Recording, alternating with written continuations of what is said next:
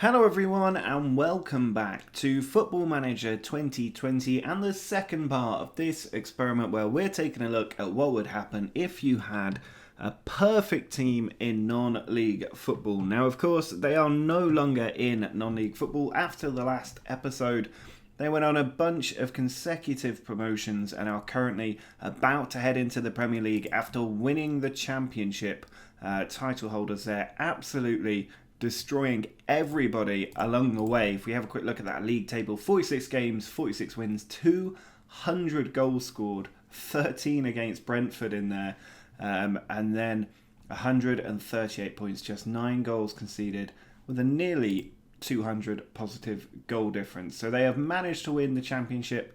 If we have a quick look at the competition screen, you can also see they've already won the Champions League 3 times, including in 2022, and that would have been when they were down, I think in League 2 they won that one. They've also won 5 FA Cups now, the UEFA Super Cup, Europa League, Championship, 3 Carabao Cups, 4 Community Shields, and then every other trophy along the way, which is a long way that they've come since the days of winning the English Southern League Division 1 Central. They have picked up a lot of different trophies ever since, so it's been pretty good time for the club. You can see all the trophies on display here that they have managed to win. Just a really successful period. And what we're going to do today is we are going to go forward 8 years, which will make sense at the end of this episode, and see how they get on at Tonbridge Angels. And then at that point we are probably going to release them from Tonbridge for reasons that will become clear later. But what we will see in this episode is because they're in the Premier League, they will begin to compete for honours like the Golden Ball, and it'll be interesting to see which ones of these players are going to win those awards, because at the moment a couple of the players really have been standout, but it's still all up to play for with them still so young, only 19, 20 years old, but racking up, 5 of them racking up over 40 goals a season. I seem to remember that last time Tom Breer was the standout player, and he picking up these 8.7s, 8.9s, even 9.45 in his first season, where he didn't play every game, but he's started to do that ever since with huge numbers of assists as well. I reckon he's a clear favourite to go for that Golden Ball, but who knows with all of these excellent players in there, including Joe Turner, who played 73 times last season. So if you're enjoying this experiment, do drop a like down below. Make sure you subscribe if you're new to the channel. Only about 1 in 5 people watching the video are actually subscribed, so it'd be great to get that proportion up if you do enjoy these videos. And let's jump forward now 8 years in the future, see how the team get on in Premier League life and where they've all ended up. So in their first season in the Premier League, you can see they actually drew in a friendly. They did have a man sent off. It was Justin Cliver that sent off in that game. But then they began their season with a nice 3-1 win over Man City to lift the Community Shield, a 5-0 win over Inter to win the UEFA Super Cup. Champions League, an absolute breeze as usual, beating Juventus along the way. No surprises in the league. A 2-0 win over United, not the highest goal margin. But they did make it through against Cardiff, 9-1 on aggregate. And then Inter Milan in the Champions League knockout stages, easily beaten. They also won the EFL Cup 3-0 away from home, or in the away dressing room, at Wembley. And then they actually did lose to Chelsea in the FA Cup in the quarter-final there. I don't know what has happened to allow that. We can't get the details up because we're too far forward, but they lost at Stamford Bridge 2-1. A man sent off in the 5th minute. They went a goal down, equalised, but Callum Hudson-Odoi knocking Tonbridge out of the FA Cup for the first time ever. Now, I actually can't remember if they... No, they did lose a competitive game, didn't they? They lost the game to the Liverpool under-23s a few years ago. They did also lose in the Champions League. But this is definitely their first defeat in the FA Cup. You can see there they lost 4-0 to Liverpool under-23s in the EFL Trophy final, and that defeat in the Champions League as well. So this is their third. Oh, they actually lost to Barcelona as well. Oh, I've maybe gone a bit too far forward there. Little spoiler to come, but you can see they've actually lost here in the FA Cup for the first time.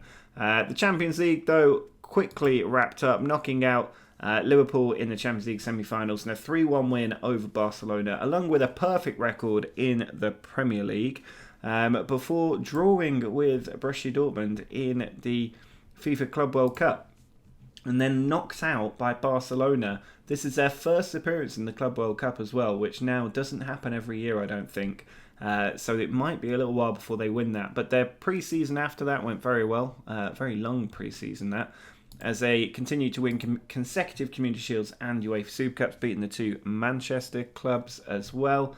And then they finally lose their first ever league game, a 3-1 defeat to Manchester United. They didn't even have a man sent off as an excuse there, but they have lost in the Premier League for the first time. They also drew with Spurs, so this record not as strong as it used to be. They can see they beat Liverpool comfortably and did also win the EFL Cup 4-0. And then the FA Cup goes down 4-1, followed by another Champions League title, 3-1 against Atletico Madrid. Standard collection of trophies, but again they failed to win the Premier League with a perfect record. Nearly out of the FA Cup fourth round, drawing 3-3 before winning 4-1 in the replay. They did beat Liverpool in the EFL Cup. Another draw sneaking in there. They do win the FA Cup though, 3-0 against Everton, and then a 3-1 win against Real Madrid. Still waiting for that Club World Cup to appear. You'll notice there aren't many of these 12-0 results appearing in this list now. They're a bit further along in the competitions, but they're still not having a perfect season in the top flight. Although they do win the EFL Cup, they do win the FA Cup, and they do win the Champions League to go with their Premier League title. So no problems yet, as they continue to just win every single competition in front of them. And then they lose to Chelsea in the EFL Cup final. They went 2 goals down before getting one back, and then went 3-1 down before a late goal tried to turn it around, but it was too little too late, and they went out of the FA Cup. Now, they did win the Champions League, they did win the FA Cup, and they're now back in the FIFA Club World Cup, the new version.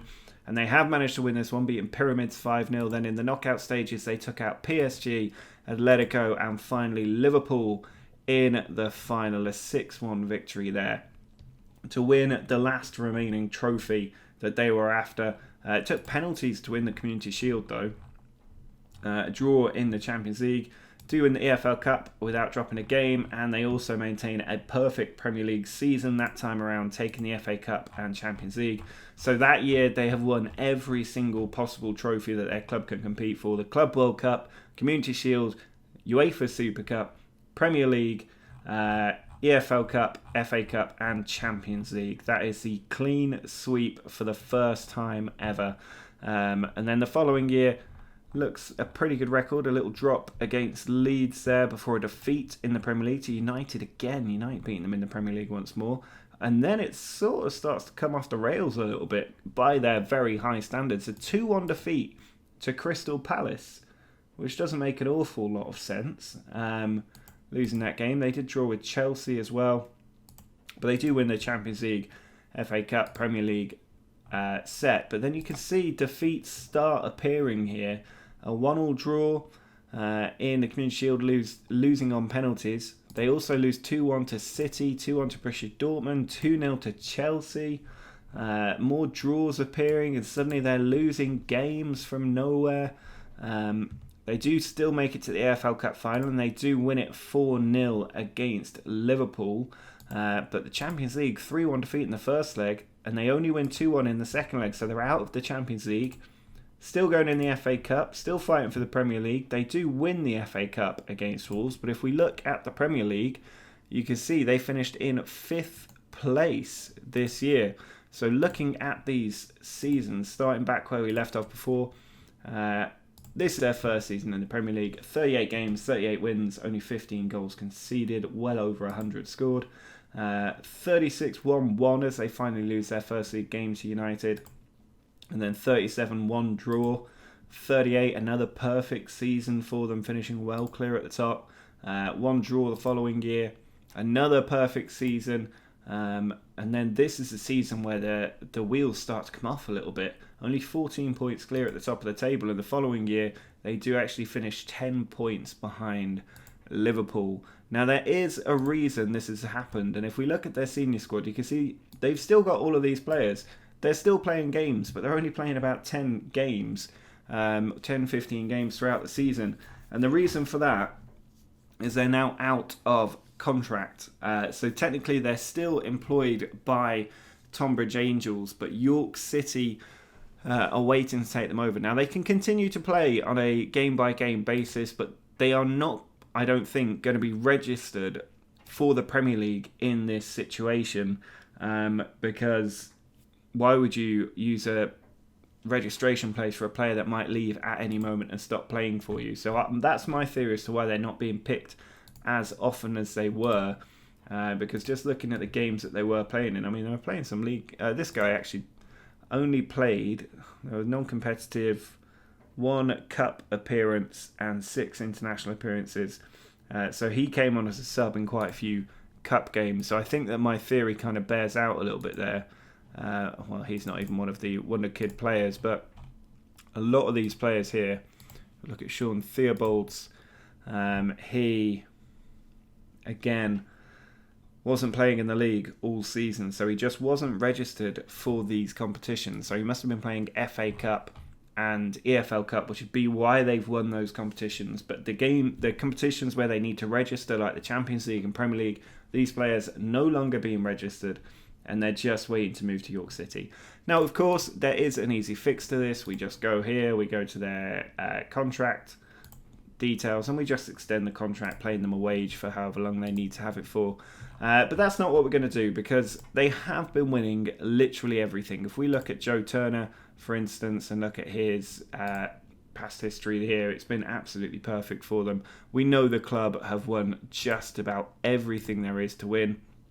They now have 10 Champions League titles. There were 10 consecutive ones until they lost in the most recent season. 7 consecutive Premier League titles, a FIFA Club World Cup, now a Europa League, 11 Super Cups, 12 FA Cups, 10 Carabao Cups, 11 Community Shields. There's just not a lot of point in just keep racking up those records. What would be more interesting, I think, is if we let these players leave Tonbridge Angels. We let all of these players go, terminating their contract. It means they won't be joining York City, and it means that they can move to another club. And it'll be interesting to see what teams these players do end up at. And as you can see, Tonbridge Angels are going to be perfectly fine without them. Looking at their current ability of players here, and even potential ability, they've got some excellent players in here worth an awful lot of money. So they will not be struggling for players. They've got all these ones taking up space in the squad, but they do have a very, very strong team.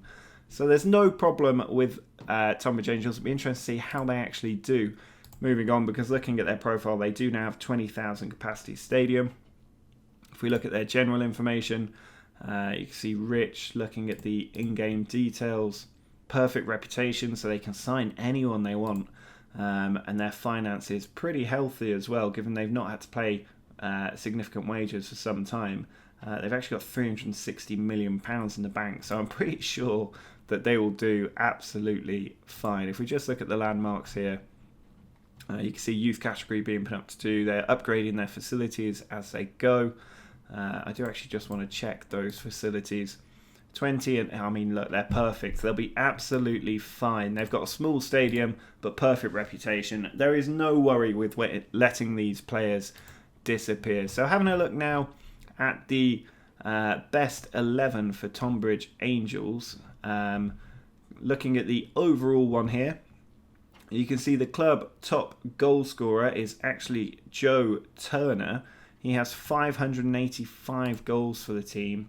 You can see them listed up here. Some excellent goal scoring seasons, a lot of assists as well. Alongside him, Jason Williams now bang on 500 goals for the club as a striker. He's been fantastic. Tom Breer, where's he gone? He's down here with 416 from 620. 401 for Tommy Hessen Harris. Now this is interesting because that's 11, 12, 13. Am I missing something here? We got a player here with 171 games and 26 goals breaking in to the top. I mean, £171 million signing Hassan Mawar, but he's jumped in, even though there are two players here with 400 goals in 600 games just being pushed out, and they've got a much higher average rating, so I don't know why that's happened. But you can see Tonbridge kicked out of the team.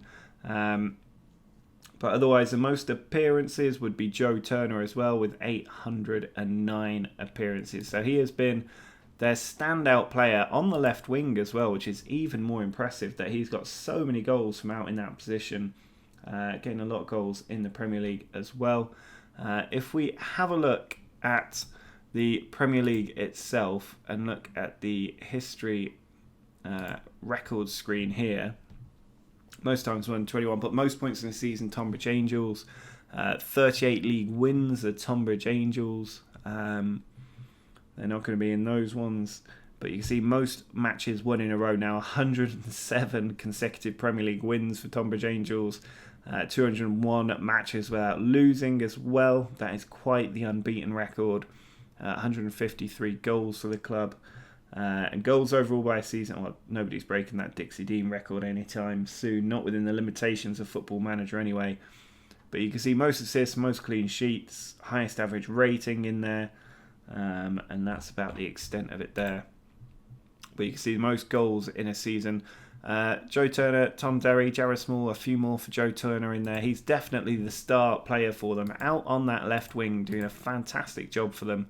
And it looks like he has probably been one of the best players. If we have a look at his biography itself, I mean, that is a lot of text to be looking at. We just want to look at his individual honours, to be honest. We don't want to spend too much time on the rest of it. But you can see shortlisted for a few different things. But if we have a look here at the FIFA Ballon d'Or, he has actually won it 4 different times. But Tonbridge Angels have won it all these times in a row. Jared Small winning one, and Tom Derry also winning it twice alongside their teammate Joe Turner. But Joe Turner, undisputedly the best player for the game and for the club at this point. Jared Small doing very well from central midfield, managing to win the Ballon d'Or somehow despite not being as prolific a goal scorer. And then also Tom Derry in there. He is the right midfielder, and he's done a very good job as well. Despite actually not playing that much recently, he's still managed to win the Ballon d'Or, so he's done very well. Best men's goalkeeper, it's actually been Adonis here for Tonbridge Angels, which is interesting.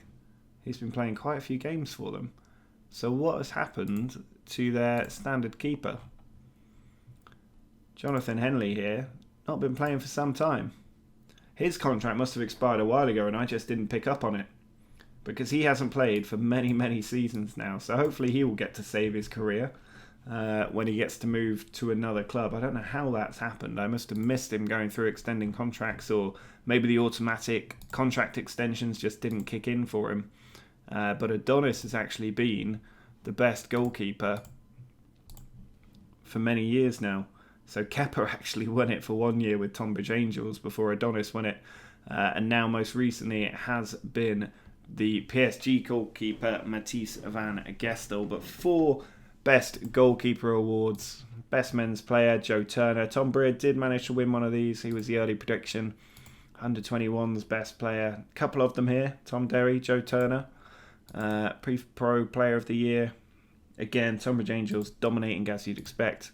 And the team of the year. I don't think we need to spend too long looking at these. All seasons, Tonbridge Angels dominate it. In goal, though, Alisson manages to make it in. And Kylian Mbappe also manages to make it into the team in the central midfield spot. But otherwise, Tonbridge Angels utterly dominating here.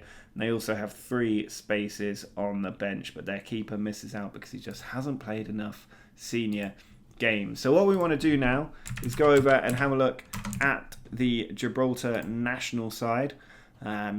If we have a look at that schedule going back through the years, starting off where we left off before in 2024. Now at this point they hadn't actually won any of the major competitions, but going forward into 2024 here, you can see, I don't know what's happened to the dates. There we go. I think is that sorted it? I think so. Roughly. No, that's the wrong way around. There we go. Right, so Scotland beat 4-0 in a friendly, and then they got into these nice 2 warm-up games with double-digit scores before going along in the European Championship with a perfect record, their first major tournament. They beat Holland in the knockout stages, but only a 3-2 win. Holland nearly managing to come back there before they beat France, Spain, and finally Germany to become European champions for the first time, Gibraltar. And then an excellent Nations League campaign, not in the most difficult group. But they had an excellent World Cup qualifier, 15-0 win over San Marino with 4 goals for Tom Breer and 5 goals for Deshaun Theobalds in there. And then in the World Cup, they start off with a 9-0 win over the USA, 7-0 against Senegal, 7-0 against Ivory Coast, and then beat Italy, Portugal, 8-0 over Croatia in the semi-final, and a 5-0 win over France. Nice team effort to sink the French and become world champions in addition to European champions. They also managed to get a perfect record in their Nations League game, another 15-0 win, and then another 15-0 win. They really do love racking up the goals, qualifying for the next next European Championship to defend their title. And it's a little bit tighter this time. They do beat England on the way, a nice 5-0 win there, after actually losing to England here, 4-2. I don't know what happened for them to lose 4-2 in that friendly. But then they keep going, beating Italy, Denmark and France, but it took extra time to beat the French to retain their European Championship. 10-0 over Wales, a couple of 10-0s, and then a 13-0 against Azerbaijan, as they make it into another World Cup and actually win the first game 13-0 against South Korea, 6-0 against Uruguay, Italy, Belgium, and then beat Brazil in the semis 1-0, followed by 3-0 over Argentina in the final. So they're doing pretty well. They actually set the record here, 17-0 against Georgia, and that's 6 goals for Jason Williams in that match, a double hat-trick for him. And now they're back in the European Championship again after a difficult time in these friendlies where maybe they haven't been able to play their full-strength team, but they have been getting a lot of wins in these matches. So I don't really know what's happened in these friendlies unless there's a reason that their players were not able to play. But you can see top players and stuff here. If we have a look at the overview of their history, 2 World Cups, that is a beautiful climb from 203rd in the world to consistent number 1 over many years. If we have a look at their... Oh, there we go, you can see all of that. If we look at the records maybe, you can see all-time top goal scorer is Jason Williams. He has 138 international goals in 115 games. Most assists, Joe Turner, 13. Highest average rating, 9.94. Jason Williams. Unbelievable stuff. But they have set an awful lot of records out here. Individual player records, well, that'd be goalkeepers and all the rest of it. But if we do look at their managers, which is the other interesting thing, you can remember this guy here resigned from his role just as they were starting to promote the players into their main team. And this guy, Chris Maloney, came along. He's been in charge for 10 years now of Gibraltar, and he's won 2 World Cups, 2 Nations Leagues, and 2 European Championships. That is not a bad collection of records for this guy, who's got a tiny reputation despite all of these achievements. No coaching badges. He's just a 59-year-old Gibraltarian who's managed to bang in 10 international major honours. That is some record here. 129 games in charge, 125 wins, 1 draw, and 3 defeats, which is a little bit upsetting, but I think that 2 of those were the friendlies. So it's been a pretty good time for Gibraltar, all in all, and their players at Tonbridge Angels. But I am going to terminate all of their contracts now, and in the next part, they will all go off to very different teams. We'll go to the end of their careers. We'll see how they each get on. We'll see how Gibraltar gets on. And then we'll probably bring this experiment to an end. So if you have enjoyed it, drop a like on the video. Make sure to subscribe if you're new. But until next time, see ya.